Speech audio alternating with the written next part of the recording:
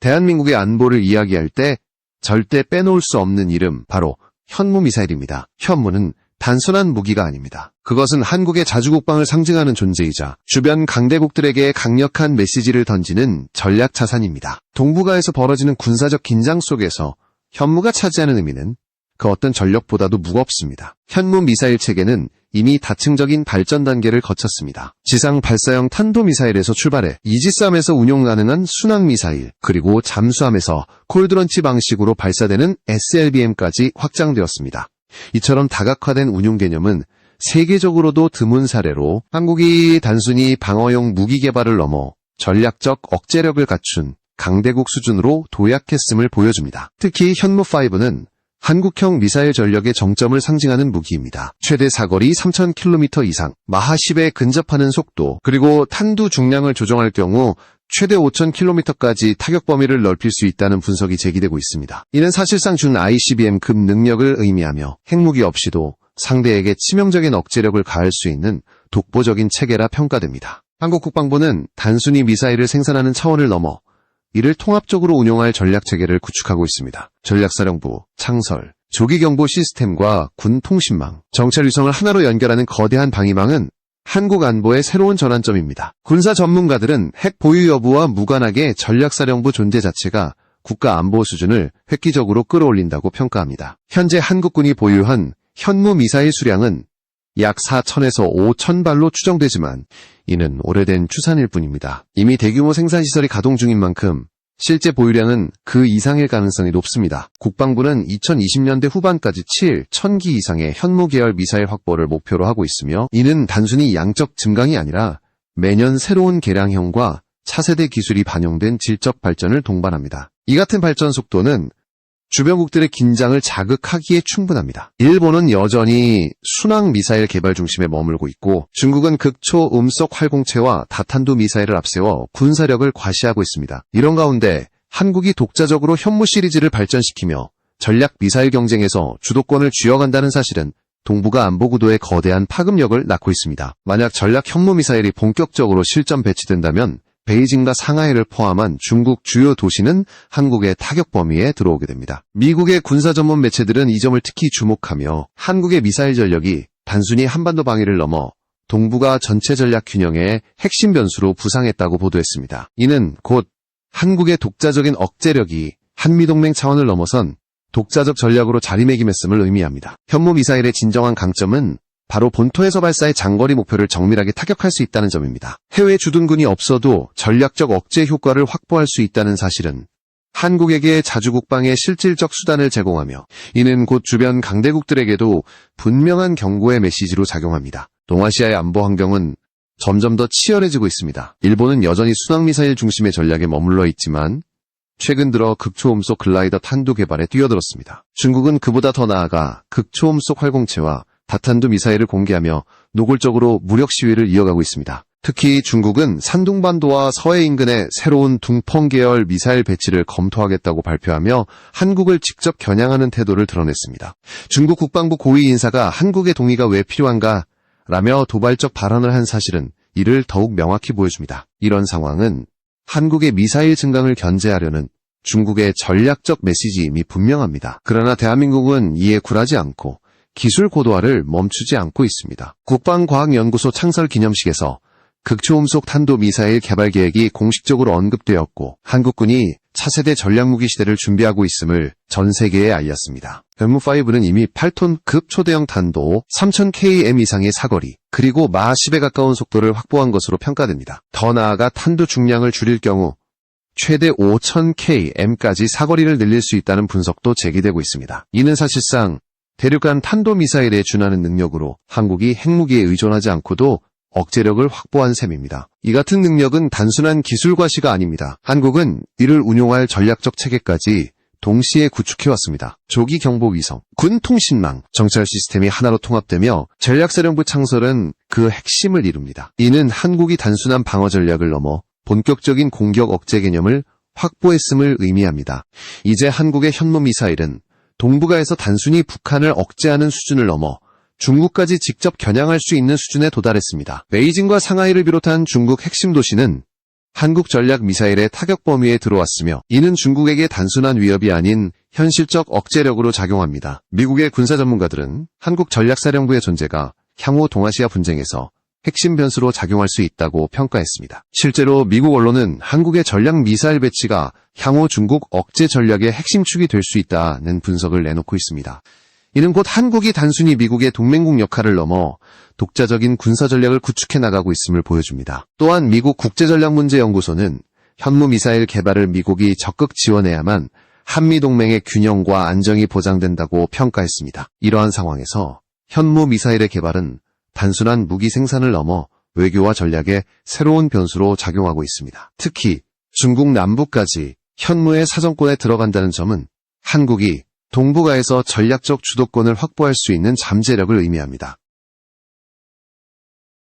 대한민국이 집중하고 있는 극초음속 무기 개발은 단순한 속도의 문제가 아닙니다. 현무 시리즈의 차세대 모델에는 고열 내성을 갖춘 복합제 탄두 설계, 고정밀 관성항법 장치, 위성 직선 궤도를 따르는 기존 탄도미사일과 달리 변칙 활강 비행이 가능해 적의 방공망과 요격 체계를 무력화할 수 있다는 점에서 전략적 가치가 큽니다. 이는 중국과 러시아조차 긴장하지 않을 수 없는 새로운 억제 수단으로 평가됩니다. 무엇보다 주목할 점은 한국이 극초음속 무기의 핵심 기술인 고체 연료 추진체와 열차폐 복합 소재 개발을 이미 독자적으로 확보했다는 사실입니다. 대부분의 선진국이 여전히 액체 연료 기반 로켓이나 외국산 엔진에 의존하고 있는 상황에서 한국은 75톤급 고체 연료 엔진을 독자적으로 설계했으며 다단계 분리점화 기술까지 확보했습니다. 이는 극초음속 미사일뿐 아니라 SLBM과 차세대 우주 발사체로도 확장 가능한 기반 기술로 평가됩니다. 일부 전문가들은 한국이 이미 플라즈마 회피 기술과 전자기 방해 대응 기능까지 적용하고 있다고 분석합니다. 이는 현재 미국, 중국, 러시아가 치열하게 경쟁하고 있는 최첨단 영역으로 한국이 단숨에 선두그룹에 진입했음을 의미합니다. 한국의 미사일 기술 고도화는 중국에도 큰 압박으로 작용하고 있으며 최근 중국 전략연구소는 주한미군 감축 논의를 단순한 정치적 이벤트가 아닌 한국의 미사일 증강을 견제하기 위한 전략적 수단으로 분석했습니다. 중국의 대응은 군사적, 외교적 차원에서 동시에 이루어지고 있습니다. 한국의 현무 미사일이 중국의 전략 핵심부까지 타격할 수 있는 수준에 도달하자 중국은 외교 모델을 통해 한국의 영향력을 약화시키려는 시도를 이어가고 있습니다. 반면 일본은 한국의 방위비 협상 결과를 관망하며 신중한 태도를 보이고 있습니다. 이는 곧 한국이 미사일 경쟁과 동맹 협상에서 동시에 주도권을 확보하고 있음을 보여줍니다. 한국은 차세대 발사체 개발에도 박차를 가하고 있습니다. 75톤 급 엔진 사기를 장착해 총 300톤의 추력을 내는 새로운 고체 추진 발사체는 이미 시험 조립을 마쳤습니다. 3단에는 7톤 급 엔진이 탑재되며 한국항공우주연구원은 연료 탱크와 엔진 배관 조립을 마친 시험 모델을 공개했습니다. 이는 독자적 발사체 기술 확보를 향한 중요한 진전으로 평가됩니다. 연소 시험과 각종 검증 절차가 이어지고 있으며 전문가들은 이번 모델이 지금까지 국내에서 개발된 로켓 중 가장 강력한 위력을 발휘할 수 있는 수준에 도달했다고 평가합니다. 결국 현무 미사일과 고체 발사체 개발은 서로 연결되어 있으며 대한민국이 단순히 미사일 강국을 넘어 우주시대의 주역으로 발돋움하고 있음을 보여줍니다. 최근 중국은 자국의 H-6K 전략 폭격기를 서해상공에 전개하며 노골적인 무력 시위를 벌였습니다. 단순한 군사훈련이 아니라 대한민국의 급속한 무기체계 개발과 미국과의 연합군사훈련에 대한 반발이었습니다. 특히 이번 훈련에서는 다수의 폭격기를 동원해 한국 본토 내 가상의 전략 표적을 정밀 유도 무기로 타격하는 시나리오까지 포함시켰다는 점에서 파장이 컸습니다. 미국 국방부도 이러한 중국의 도발을 예의주시하며 아시아 지역 군사 긴장 고조에 우려를 표명했습니다. 중국이 민감하게 반응하는 이유는 명확합니다. 한국이 현무 시리즈 탄도미사일을 통해 장거리 정밀 타격 능력을 확보하고 KF-21 보라매 전투기와 국산 위상 배열 레이더, 극초음속 무기 기술까지 실전 단계로 끌어올리자 이를 곧바로 지역 안정에 대한 위협으로 규정한 것입니다. 중국 외교부는 한국이 미국, 일본과 안보 협력을 확대하고 연합훈련을 정례화하는 것에 대해 공개적으로 경고했습니다. 이는 한국이 자주국방을 위해 방위력 증강을 추진하는 것을 중국이 전략적으로 견제하고 있다는 명백한 증거입니다. 더 나아가 중국은 핵전력을 단순한 억제 수준에 머무르지 않고 공세적 운용 개념으로 확장하고 있습니다. 고비사막 인근에는 230기 이상의 대륙 간탄도 미사일 사일로를 신규로 건설했고 2030년까지 핵탄두 보유량을 1000발 이상으로 늘리겠다는 계획까지 공개했습니다. 이는 중국이 한국을 향한 군사적 우위를 공고히 하려는 시도로 해석됩니다. 그러나 중국이 북한의 핵 개발에는 사실상 침묵하면서도 한국의 방위산업 자립에는 민감하게 반응한다는 점은 전략적 인식의 차이를 보여줍니다. 한국이 이제는 단순히 방어만 하는 국가가 아니라 적극적으로 위협을 억제하고 맞대응할 수 있는 능력을 갖춘 국가로 부상했기 때문입니다. 대한민국이 고슴도치 전략을 기반으로 자력으로 핵심 전력을 확보하자 중국은 점차 불안감을 드러내고 있습니다. 한국이 한반도 방어를 넘어 동북아 전략 균형에 직접적인 영향을 미치는 국가로 자리 잡고 있음을 중국이 받아들이기 시작한 것입니다. 중국 언론은 한국산 무기 개발에 대해 거친 비판을 쏟아내고 있습니다. 하지만 그 이면에는 한국의 기술력에 대한 불안과 인정이 동시에 깔려 있습니다. 중국 언론은 불과 몇 년 만에 이런 수준의 발전이 가능했는가 라며 의구심을 보였지만 이는 곧 한국의 도약이 전 세계적으로 놀라운 성과임을 방증합니다. 현재 대한민국의 미사일 기술력을 능가할 수 있는 국가는 손에 꼽히며 한국의 기술력은 이미 세계 최상위권에 도달해 있다는 평가가 나오고 있습니다. 대한민국이 이 같은 전략 무기를 확보하게 된 과정에는 중요한 배경이 있습니다. 사실 한국은 사거리 제한이 완화되기 훨씬 이전부터 중국 전역을 타격할 수 있는 차세대 현무미사일을 극비리에 개발해왔습니다. 이 사실은 최근 위성사진에 의해 일부 시험 장면이 포착되면서 세상에 드러났습니다. 공개되기 이전부터 군사 전문가들 사이에서는 한국이 사거리 3000km 이상의 신형 미사일을 시험 중이라는 소문이 끊이지 않았고 특히 순항 미사일 분야에서는 국제 규제가 상대적으로 덜했기 때문에 장거리 타격 능력 확보가 충분히 가능하다는 분석이 우세했습니다. 중국 관영 매체들은 이러한 한국의 무기 개발을 두고 동북아 안보를 위협하는 무모한 행동이라며 강도 높은 비판을 쏟아냈습니다. 심지어 일부 언론은 2000km급 장거리 순항 미사일은 허상에 불과하다며 한국의 군사력을 과장된 것으로 폄하하기도 했습니다. 그러나 결국 시험 발사 장면이 위성사진에 포착되면서 한국이 실제로 고성능 무기를 은밀히 준비해왔다는 사실이 명백히 드러났습니다. 이후 한국군은 오히려 이를 기회로 활용했습니다. 국군의 날 기념식에서 현무 시리즈와 함께 사거리 1, 500km 개량형인 현무5를 공식적으로 공개하며 전 세계에 한국의 기술력을 과시했습니다. 이는 단순한 무기 공개가 아니라 한국이 더 이상 방어에 머물지 않고 전략적 억제력을 갖춘 국가임을 천명한 선언과도 같았습니다. 세계적으로 보더라도 불과 수년 만에 5000km급 중장거리 탄도미사일을 독자적으로 개발하고 시험 발사까지 완료한 국가는 극소수에 불과합니다. 불과 얼마 전까지만 해도 한국의 현무 시리즈는 사거리 500km, 탄두 중량 500kg 수준의 단거리 무기에 머물렀지만 현무5에 이르러 사거리 1, 500km, 탄두 3톤급이라는 압도적 성능으로 도약했습니다. 중국 관영 언론 펑파이는 현무5의 사거리를 분석하며 탄두 중량을 1톤 수준으로 줄이면 5000km 이상 비행이 가능하다고 평가했습니다. 이는 한반도를 넘어 동북아 전역, 심지어 중국 내륙 깊숙한 지역까지도 한국의 타격 범위에 포함된다는 의미입니다. 이런 점에서 중국은 단순히 북한 위협 억제용이 아닌 자신들을 겨냥한 전략무기라며 공개적으로 경계심을 드러내고 있습니다. 또한 중국의 대표 포털 신나는 현무5가 단거리 탄도미사일로 분류되긴 하지만 콜드런치 방식 발사 구조와 외형이 중국의 둥펑 초기형과 유사하다며 이 무기를 과소평가해서는 안 된다고 강조했습니다. 현무5는 탄두 중량에 따라 기본 사거리 600km에서 최대 500km까지 확장 운용이 가능하며 벙커버스터 탄두를 장착하면 지하 벙커와 지휘부까지 파괴할 수 있는 능력을 갖추게 됩니다. 실제로 이스라엘이 사용한 870kg급 벙커버스터가 지하 18m를 관통한 사례와 비교하면 현무5는 훨씬 강력한 파괴력을 가졌다는 점이 분명합니다. 따라서 이 무기는 단순히 북한 억제용을 넘어선 전략무기로 중국도 이를 심각하게 받아들이고 있는 것입니다. 현무5의 위력은 단순히 성능 수치로만 설명되지 않습니다. 기동성이 뛰어난 이동식 TEL 발사대, 콜드런치 방식의 은밀한 발사 기술은 전면전에 대비한 실질적 억제 전력으로 평가됩니다. 이는 곧 중국의 전략시설을 직접 타격할 수 있다는 강력한 메시지로 해석됩니다.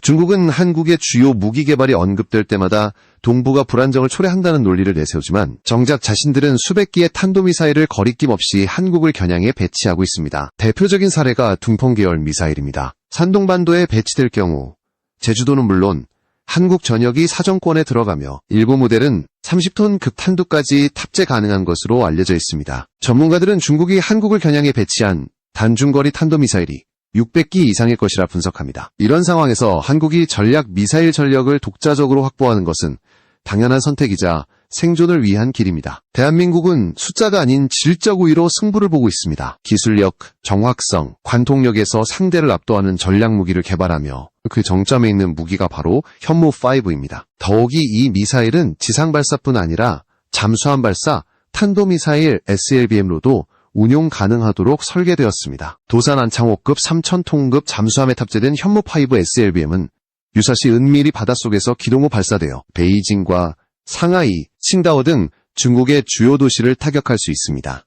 이는 한국이 억제력을 넘어 독자적 전략 능력을 확보했음을 의미합니다. 대한민국의 의지는 분명합니다. 설령 상대가 강대국일지라도 우리를 위협하거나 침공한다면 반드시 대가를 치르게 하겠다는 결연한 자세입니다. 전면 충돌 상황에서 상대에게도 치명적인 타격을 가할 수 있다는 억제 의지를 보여줄 때만이 한반도의 진정한 평화가 유지될 수 있습니다. 우크라이나 전쟁 사례가 보여주듯 평화는 결코 약자에게 주어지지 않습니다. 힘의 균형만이 침략을 막는 유일한 해법이라는 사실이 다시금 증명되고 있습니다. 이러한 배경 속에서 현무5를 잇는 차세대 무기, 현무6의 존재가 서서히 드러나고 있습니다. 최근 위성 사진을 통해 시험장의 움직임이 포착되며 실제 개발이 상당히 진척되었음이 확인되었습니다. 전문가들은 현무6를 단순한 개량형이 아닌 완전히 새로운 차원의 전략자산으로 평가하고 있습니다. 현무6 개발에는 과거 현무2의 일부 기술이 활용되었지만 사실상 완전히 새로운 기술 기반 위에서 탄생했습니다. 이는 마치 오토바이 엔진 경험으로 자동차를 만들어낸 것과 같은 수준의 도약입니다. 현무6는 기존 미사일과 차원이 다른 전략 무기로 한국이 본격적으로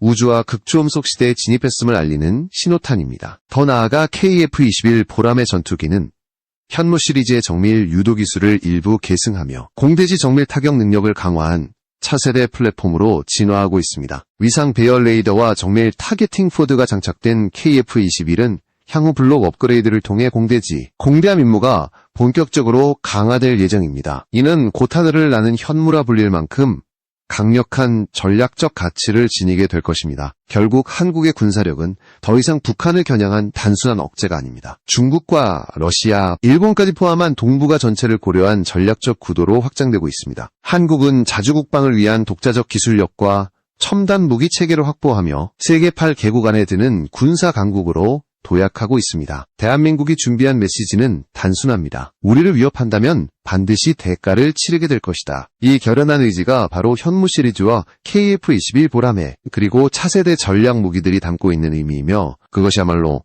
한반도의 평화와 대한민국의 미래를 지켜내는 진정한 힘